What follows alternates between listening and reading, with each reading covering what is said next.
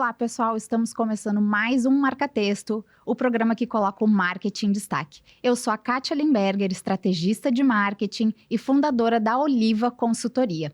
Hoje a gente vai falar sobre um tema que é um queridinho de muitas marcas, mas ele também acaba gerando muita dúvida. É o marketing de influência, que é uma ferramenta muito poderosa quando a gente fala de comunicação de marca. Gera visibilidade, aproxima o público e impulsiona, sim, resultados. Mas se ele não é feito de uma forma estratégica, pode ser um belo tiro no pé. Para falar sobre esse assunto, hoje eu trouxe uma convidada muito especial, mas antes eu quero fazer um agradecimento aos nossos parceiros. A Oliva Consultoria em Marketing e Estratégia, que apoia negócios e profissionais em posicionamento e direcionamento de marketing, e a Colheita, mentoria especializada em direcionamento de carreiras e negócios. Vamos ao nosso convidado? Hoje eu recebo aqui a Renata Arteiro, que é jornalista de formação, especialista em comunicação estratégica, branding, conteúdo e influência. Há 13 anos, ela é sócia da Talentari, agência especialista em conteúdo criativo e relacionamento de marcas com influenciadores e imprensa. Seja muito bem-vinda ao Marca Texto, é uma alegria te ter aqui. Obrigada, Kátia, uma alegria também, obrigada pelo convite. Vamos começar já com as perguntas. Tá. Na tua visão, Rê, por que o marketing de influência ele virou quase uma resposta automática para tantas marcas quando o assunto é visibilidade? Bom, porque, em primeiro lugar, a gente tem que pensar no comportamento do consumidor, né? Acho que se a gente se observar, a gente percebe que a TV virou uma segunda tela para começo de conversa. Então, antigamente, quando a gente falava em comunicação, a gente pensava em awareness, né, visibilidade, consciência de marca, a gente pensava em televisão, né? A gente pensava em 30 segundos no intervalo do Fantástico, sei lá, do Big Brother, enfim. Não que isso não seja mais importante, mas junto ali de tu estar assistindo uma televisão, tu tá no celular, com o celular na mão. Então esse é o primeiro ponto, né? A TV virou uma segunda tela. Isso desde 2013, desde que a gente criou a Talentari. Mas outra coisa que mudou muito também foi o acesso à informação. Então, cada vez mais as pessoas passaram a rejeitar a publicidade convencional. E elas buscaram o quê? Uma identificação. E o influenciador, a influência, ela nasceu muito e ela já existe desde a época que não tinha internet celular. Porque eu, quando te falo a respeito de algum produto e te convenço a comprar ele porque para mim deu muito certo, eu já estou te influenciando. Entre amigas a gente já faz isso, né? Exato. Então, a internet, ela só potencializou isso com a criação de conteúdo. Uhum. Então, o que a influência traz, por exemplo, de uma celebridade? Eu olho para a celebridade do Instagram e eu almejo aquilo que aquela celebridade está utilizando, mas aquilo não está próximo de mim. Agora, quando eu vejo uma influenciadora que mais ou menos tem o mesmo corpo que eu, tem a mesma idade que eu, ela não está na televisão, ela está na internet, ela cria conteúdo assim como eu posso criar, eu me identifico. E essa identificação, ela gera uma possibilidade de conversão muito maior do que a publicidade convencional. Então, hoje em dia, assim, a gente tem números que nos trazem isso, mas o Brasil é o segundo maior país em influência no mundo, tanto em número de influenciadores, quanto em investimento de marketing voltado para esse tipo de negócio. Isso é muita coisa, né? Então, cada vez mais vem surgindo isso. Eu trabalho com isso há 13 anos, né? Quando nem se falavam muito em influenciadores, a gente já fazia seed, já mandava produto para influenciadora. Acho que nem tinha esse nome direito, nem chamava de blogueira, tá? Porque, na verdade, tudo começou na época dos blogs, tá? Daí, depois o Instagram veio e potencializou isso e mudou todo esse negócio. E o TikTok tá mudando mais ainda, né? Porque hoje em dia para tu ser um influenciador reconhecido, as pessoas ainda olham muito para número de seguidores, né? Então, tem a ver com o Instagram. Mas no TikTok, tu pode ter 5 seguidores e teu vídeo alcançar 1 milhão de views e uma marca te enxergar e fazer uma parceria contigo. Ou o próprio TikTok Shop, né? Te bonificar por produtos que tu vai vender. Então, a lógica da influência, ela tem mudado muito ao longo dos anos. Mas, por que ela acaba sendo uma estratégia de muitas marcas? Por isso. Qual é a nossa dificuldade hoje, né? É fazer muitas vezes os clientes entenderem que às vezes vale mais a pena tu parar de investir em outdoor, né? E trabalhar com marketing de influência, porque ele te gera tanto awareness, que é a consciência de marca, quanto conversão, né? Tu pode colocar um link ali, parametrizar esse link, esse cliente já clicar, já comprar, já medir, né? Ele te dá um retorno de investimento mais palpável do que uma mídia mais tradicional, digamos assim, né? Sim, porque hoje na TV, claro, a gente nem sabe direito, né? Tem os estudos que as Não, a televisões TV tem bem fazem, mais, mas ainda assim não é tão exato, às vezes, o público que a gente está atingindo. Como tu conseguir olhar exatamente quem é aquele público que está clicando, se converteu, se é só visualização. Então, a gente acessa muitos outros dados fazendo com o influenciador. Claro que daí a gente tem que ter muito cuidado, né? Às vezes a pessoa pensa só, eu vou olhar só para o número de seguidores. O que acaba sendo também um grande erro, né, Renata? Exatamente. Não quer dizer que só porque ele tem muitos seguidores, se ele não tem aderência com a minha marca, já acaba sendo um grande problema, né? Exato. Quando eu comecei a estudar sobre isso, e comecei a dar aula, inclusive, na pós-graduação da Fevale sobre isso, a gente tinha meio que uma pirâmide, assim, que a gente tratava o macro, o médio, o micro e o nano, né? E a gente olhava para número de seguidores naquela época, né? 10 anos atrás. Hoje em dia, eu costumo dizer que existe ainda o macro, o médio, o micro e o nano, mas eu não olho mais para número de seguidores, eu olho para potencial de conversão e engajamento. Então, por exemplo, às vezes um macro influenciador, por exemplo, a Virgínia, tá? Virgínia é uma macro influenciadora. Sim. Não tem quem não conheça a Virgínia, ela já estourou, furou a bolha, ela sai do nicho, né? Ela gera uma awareness bizarra, assim. Então, quer dizer, ela gera uma consciência de marca, as marcas que trabalham com ela, elas acabam sendo conhecidas por um público que não era conhecido ainda. Ponto. Mas uma conversão imediata, às vezes, ela não gera tanto quanto uma influenciadora menor, que tem 10 mil seguidores muitas vezes, mas que tem o seu público muito mais fidelizado e que ela é nichada, ela fala só sobre sapato, por exemplo, entendeu? Então, quando me perguntam assim, mas qual é o ideal? O que tu sugere para as marcas, né? Eu sempre digo, depende muito do teu objetivo, porque se o teu objetivo é gerar consciência de marca, eu diria, isso tu tem budget alto, vamos trabalhar com várias macro-influenciadoras, né? Brasil inteiro, tudo mais. Agora, a gente atende um cliente da Talentari, que é um cliente de tecnologia, de software, para RH. Cara, a gente tá trabalhando com várias micro-influenciadoras que só falam sobre RH. E tem muito isso na internet. E aí é uma outra coisa, é um mito, né, que a gente tira muito. Quando eu comecei, era muito influenciadora voltada pra moda. Moda, beleza, né? Hoje em dia, não há nicho que não tenha influenciador, né? Médico, né, tecnologia, né, direito, advocacia, não existe mais, porque hoje em dia, até tava num evento agora, que a gente tava falando antes, né, em São Paulo, e uma marca Vela de cabelo, tá? Eles têm 2 tipos de influenciadores, eles de fato tratam como influenciadores. O cabeleireiro, que é a autoridade, e tem muito cabeleireiro gerando conteúdo na internet com potencial de influenciar. Então, eles têm um time de cabeleireiros, e eles também têm as influenciadoras de lifestyle, de beleza, de moda, de dia a dia, que elas vão mostrar os produtos pro dia a dia, elas vão impactar um outro tipo de público. Então, com a mesma...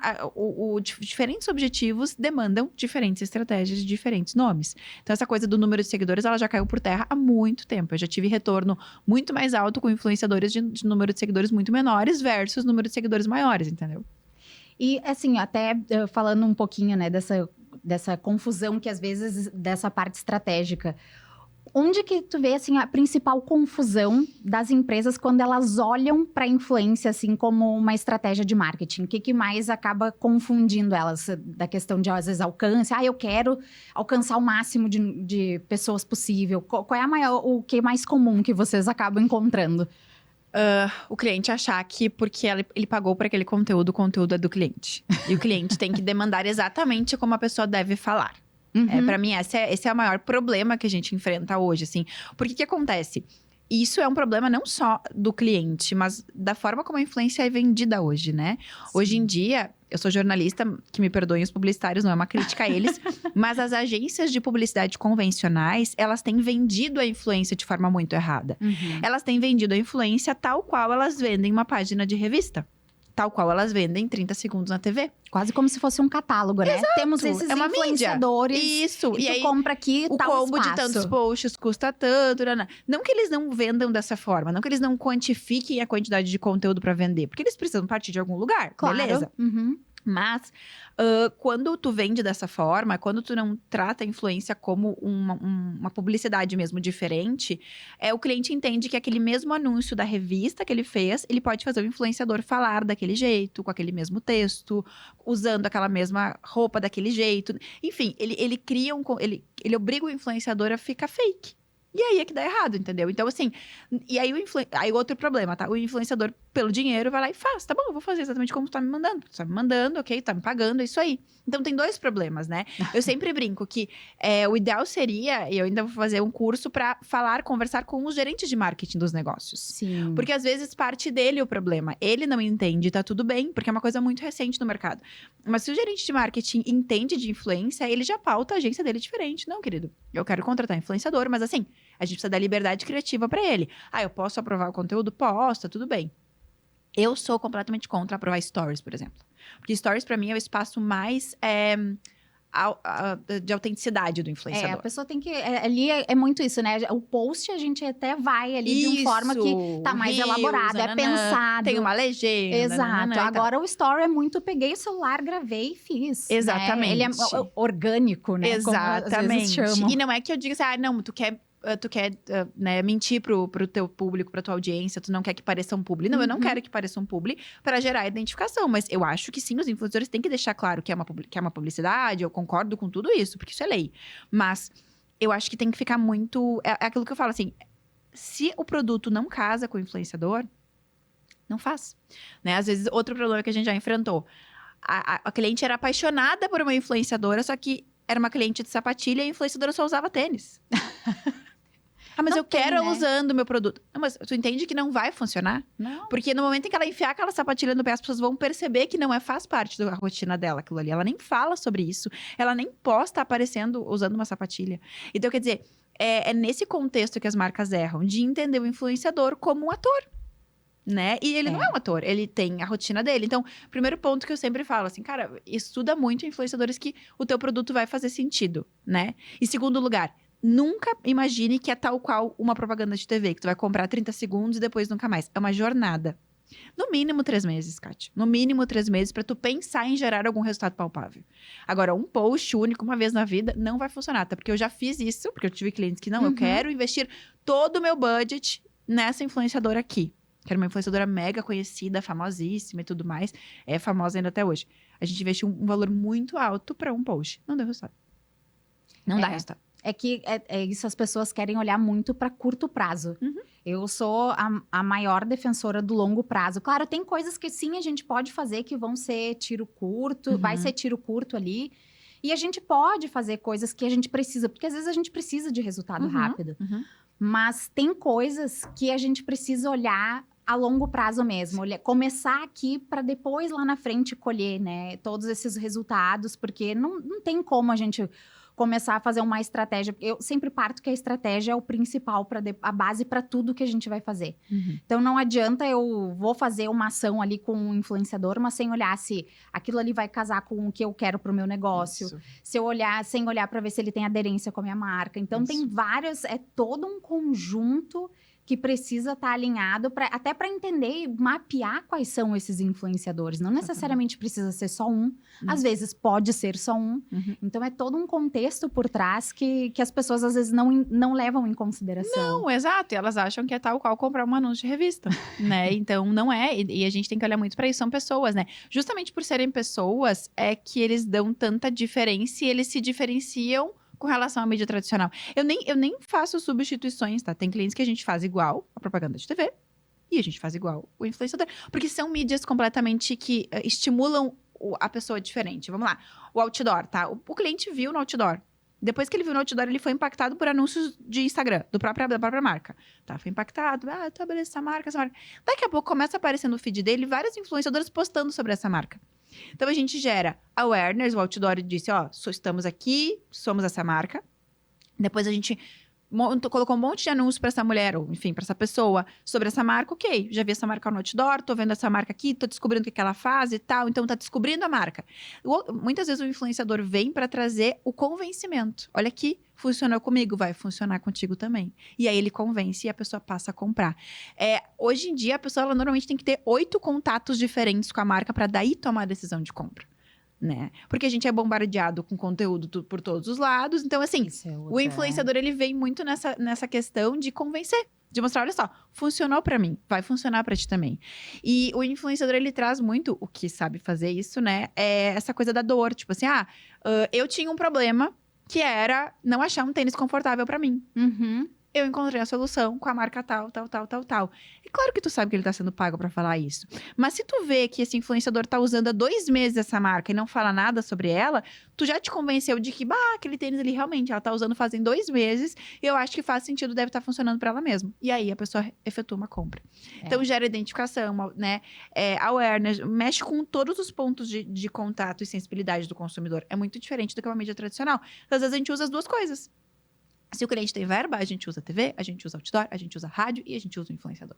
Né? A gente usa... Uma coisa não elimina a outra, Não né? elimina. Tudo se potencializa. Exatamente. É um conjunto, é olhar para o todo, né? Eu sempre falo muito aqui do 360. Isso. Que a gente sempre olhar para o marketing com um 360. Porque se a gente olha só para ação isolada, geralmente a efetividade acaba não sendo tão boa, né? Exatamente. Eu tenho um cliente que é uma rede de lojas de varejo, né? De varejo popular, assim. E ele é um exemplo. Tem clientes dele que não se conectam com influenciador nenhum, que são clientes muito do interior, né? Que escutam muito rádio. Então, cara, ele tá no rádio também para convencer e conversar com esse cliente. Mas ele também tá no influenciador. Porque o influenciador, ele tá se conectando com outro tipo de público que ele também precisa pegar. Né? Então, eu brinco que uma estratégia realmente é isso que tu falou. Não elimina a outra, mas às vezes a gente precisa fazer escolhas. Então, a gente tem que olhar muito para aquilo que dá resultado. E aí priorizar também, né? Exato. E aí, o bom da influência é que ela te dá relatórios precisos, a gente consegue saber quantas pessoas visualizaram, quem são essas pessoas, quantas pessoas clicaram, né? Se esse clique gerou venda no final. Então, a gente consegue parametrizar quase que tudo na influência hoje. O que nos traz muitos pontos positivos para convencimento do cliente. Mas a gente está vivendo, Kátia, uma era também complicada na influência, porque hoje em dia a gente tem um número de influenciadores muito alto, né? Fazendo de qualquer jeito. Um mercado de comunicação de marqueteiros que muitas vezes não sabem trabalhar com isso. E aí eles acabam, né, destruindo um pouco a imagem desse influenciador. Porque eles fazem aquele publi escrachado, aquela coisa engolida. Eles colocam a sapatilha no pé da criatura que só usa tênis, né? Isso que eu acabei de falar. E aí a gente tá perdendo um pouco a credibilidade, muitas vezes. Então, saiu uma pesquisa no passado que traz que 42% do público hoje brasileiro já não confia tanto no que os influenciadores falam. Né? Porque enxerga muito isso, é muito publi, sem consistência, né? Tem influenciadores que a gente olha que o feed é 100% publi, e é publi uma vez a cada 6 meses para essa marca, depois eles nunca mais falam dessa marca, ou eles aparecem com a concorrência. Então, assim, e até a coerência, perde a confiança. Né? Completamente porque incoerente. É incoerente tu olhar. É literalmente assim, olha para aquela publicidade, né? Sabe que é publi, e parece que a pessoa... dá para notar quando não é autêntico. E é na era que a gente vive hoje, que as pessoas estão buscando mais humanização, mais autenticidade, é muito ruim quando se depara com a marca e aí tá olhando e não... Eu não vou comprar isso aqui. Acaba que gera uma resistência, inclusive depois até uma resistência à própria marca, porque tá tentando te empurrar. E eu vejo muito hoje no TikTok, como tu tinha comentado, o quanto são às vezes pessoas comuns, que a gente diz, usando o produto, e aí tu olha e diz, nossa, mas é como tu comentou, funcionou para ela, vai funcionar para mim também. Porque às vezes um influenciador que tem um alcance muito grande, como a Virgínia, para a pessoa que tá olhando, pode parecer inalcançável aquilo que ela tá. Essa é a lógica. Né? Então, olha para aquilo ali e diz, não, mas isso aqui não vai ser para mim. Não, eu não vou poder, eu não vou ter o dinheiro que a Virgínia tem para comprar. Se ela tá usando isso, deve ser caro. Ou também pensou assim, ela só tá falando porque ela foi paga para falar. Também, né? Porque essa a Virgínia, questão ela dá uma pulverizada, assim, também. Ela é ótima, realmente, mas ela também não tem, assim, tu olha... Eu não consigo enxergar um posicionamento claro nela. Não, apesar dela ser muito autêntica, ela é autêntica naquilo que é orgânico da vida dela. Agora, quando entra a marca no negócio, ela não tem autenticidade ali, né? Ela. Mas o TikTok trouxe justamente isso. O TikTok trabalha muito a lógica de UGC, de criação de conteúdo pelo usuário. Então, independente de quem tu seja, quantos seguidores tu tem a possibilidade de começar a criar conteúdo e vender através do TikTok Shop. E aí, traz muito isso. Se eu, Renata, quiser entrar lá, eu me cadastro.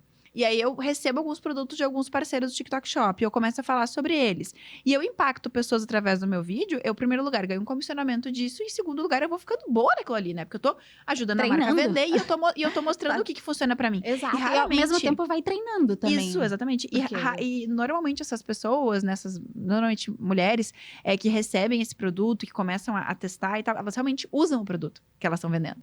Né? Então, é uma lógica completamente diferente. Não é que elas não sejam influenciadoras. Elas só não têm números gigantes, mas elas estão influenciando outras pessoas ali. Só que elas estão se aproveitando de uma ferramenta que é o TikTok, que ele o algoritmo dele funciona completamente diferente do Instagram. Então, o TikTok, ele vai entregar o teu vídeo, né? Ele vai tentar entregar o teu vídeo se ele for bom, se ele, né, cumprir ali as ideias do TikTok, independente de quantos seguidores tu tenha.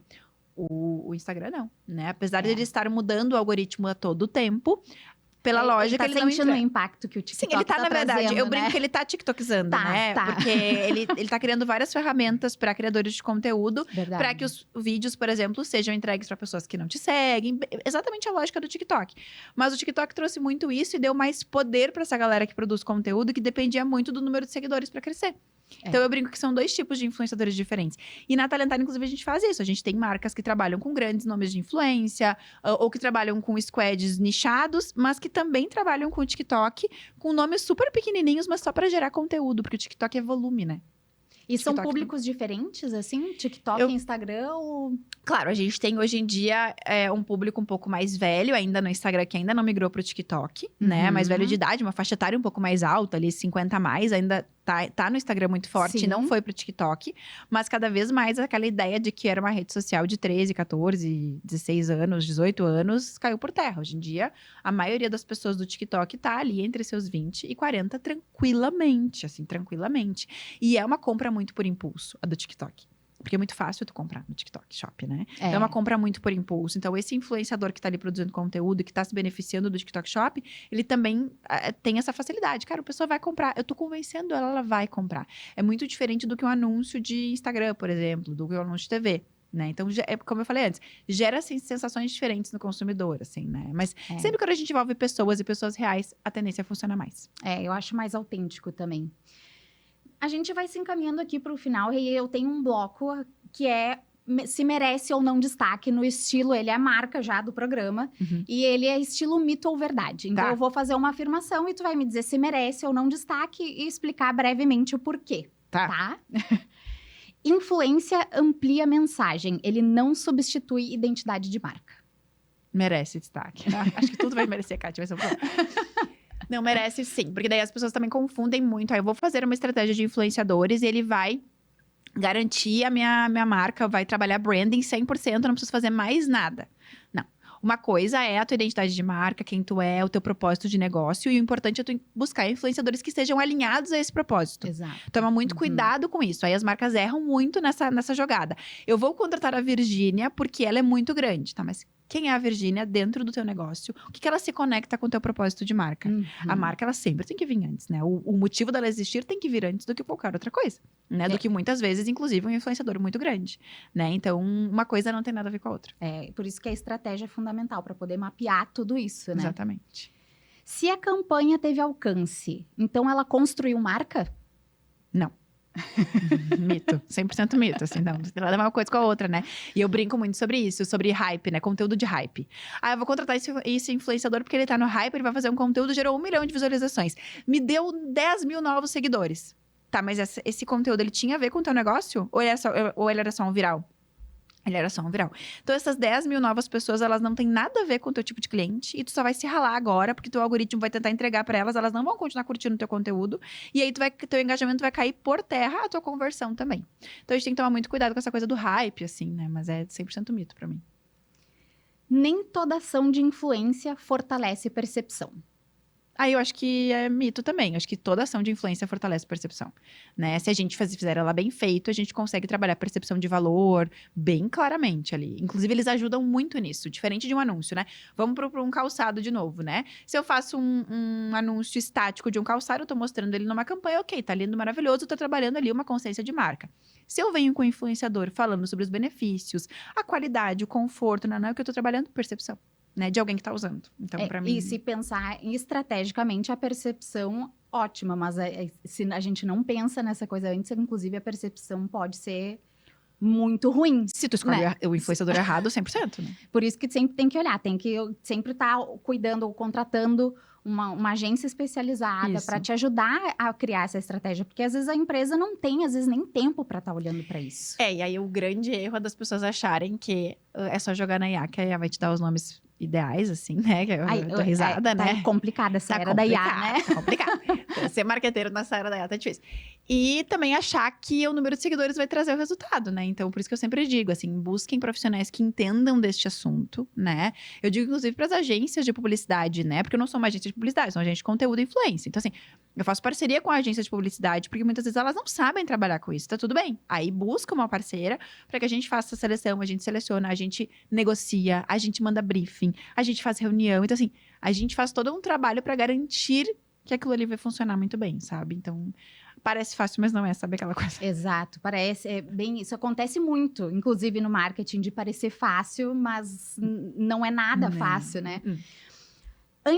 Essa é a última. Antes de investir em influência, a marca precisa saber o que quer associar à sua imagem. Sem dúvida. E eu diria e acrescentaria que a marca precisa saber o seu objetivo também.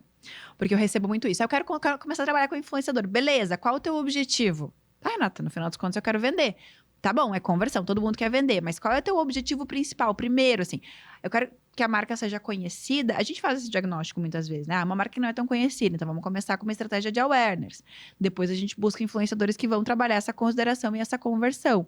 Mas muitas vezes o cliente não sabe o que ele quer com o influenciador. Né? Ele só sabe que ele quer ter influência porque tá no hype, porque tá todo mundo falando sobre.